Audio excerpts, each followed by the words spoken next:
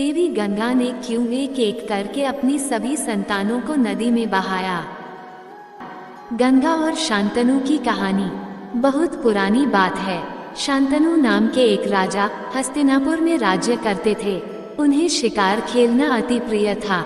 एक दिन राजा शांतनु ने नदी के तट पर एक अत्यंत सुंदर स्त्री को देखा। वो कोई साधारण स्त्री नहीं थी, बल्कि देवी गंगा थी। परंतु राजा शांतनु इस बात से अनभिज्ञ थे। राजा ने पूछा, हे सुंदरी, आप कौन है? मेरी अभिलाषा है कि आप मेरी अर्धांगिनी और रानी का स्थान ग्रहण करें।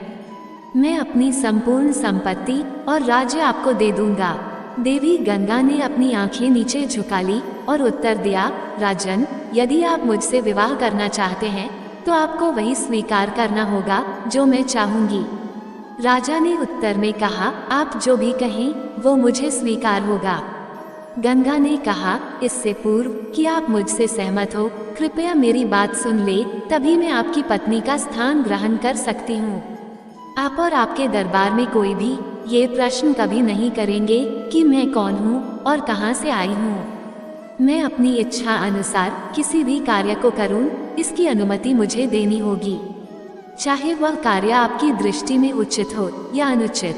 आप मुझ पर क्रोधित कभी नहीं होंगे और न ही मुझे विचलित तथा अप्रसन्न करेंगे। यदि आपने ऐसा किया तो मैं शीघ्र ही आपका त्याग कर दूंगी।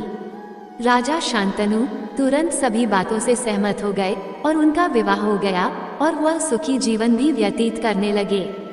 राजा ये देखकर हर्षित थे कि उनकी पत्नी एक आदर्श रानी थी, अपने कर्तव्य का पालन करती थी।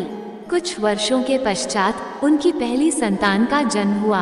एक दिन शांतनु ने देखा कि उनकी पत्नी उस बच्चे को नदी की ओर ले जा रही है। नदी तट पर खड़े होकर उन्होंने उस बालक को जल में प्रवाहित कर दिया। शांतनु भयभीत हो उठे, परंतु उन्हें अपना वचन याद आ गया कि वह पत्नी से कभी कोई प्रश्न नहीं करेंगे। समय व्यतीत होता गया। शांतनु की और भी संतानें पैदा हुई, परंतु गंगा ने एक एक करके सबको नदी में बहा दिया।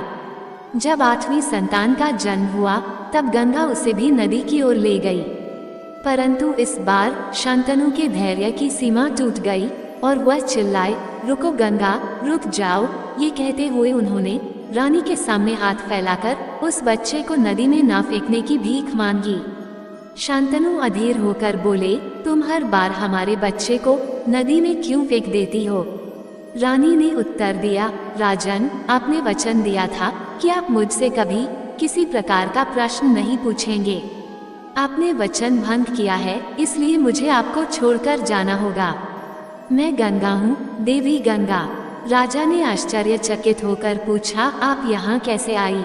गंगा ने कहा, राजन, मैं संसार में एक श्राप के कारण आई हूँ।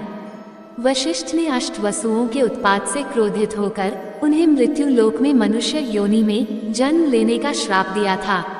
अष्टवसुओं ने ऋषि से क्षमा मांगी और प्रार्थना की कि वो उनके अपराध का इतना बड़ा दंड न दे। वशिष्ठ ने द्रवित होकर कहा, तुम में से 7 वसुओं का तो जन्म लेते ही उद्धार हो जाएगा, परंतु महोत्पत्ति 8वां वसु पृथ्वी पर ही रहेगा। आपकी जिन संतानों को मैंने नदी में बहा दिया वे वसु के नाम के देवगण थे। बस वशिष्ठ के श्राप को पूर्ण करने के लिए उनका पृथ्वी पर जन्म लेना आवश्यक था।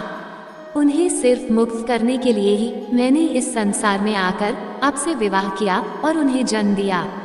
वसु स्वर्ग जाना चाहते थे, अतः जैसे ही उन्होंने जन्म लिया मैंने उन्हें भी प्रवाहित कर दिया। परंतु यह 8वां बच्चा अंतिम बच्चा है, इसलिए मैं इसे नदी में नहीं बहाऊंगी। इसे मैं अपने साथ ले जाऊंगी। जब ये बड़ा हो जाएगा तब वापस आकर मैं इसे आपको सौंप दूंगी। गंगा उस बच्चे को लेकर चली गई और शांतनु दुखी अवस्था में महल वापस लौट गए। उस पुत्र का नाम देवव्रत रखा गया था। देवव्रत अब एक महान योद्धा और धर्मज्ञ बन चुका था। पुत्र के लिए शांतनु ने गंगा जैसी देवी का त्याग स्वीकार किया। उसी पुत्र को शिक्षा के लिए कई साल अपने से दूर भी रखा।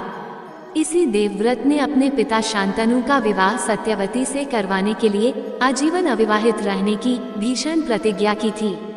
जिसके बाद इसका नाम भीष्म पड़ा, जिन्हें बाद में भीष्म पितामह के नाम से भी जाना जाने लगा। भीष्म ने अंतिम समय तक अपने पिता के वंश की रक्षा की थी। दोस्तों, आपको ये पौराणिक कहानी कैसी लगी, कृपया कमेंट करके जरूर बताएं। वीडियो पसंद आया हो तो लाइक करें और ऐसे ही और भी बहुत सारी कहानियों, कथाओं एवं जानकारियों को सुनने के लिए चैनल को सब्सक्राइब जरूर करें। धन्यवाद।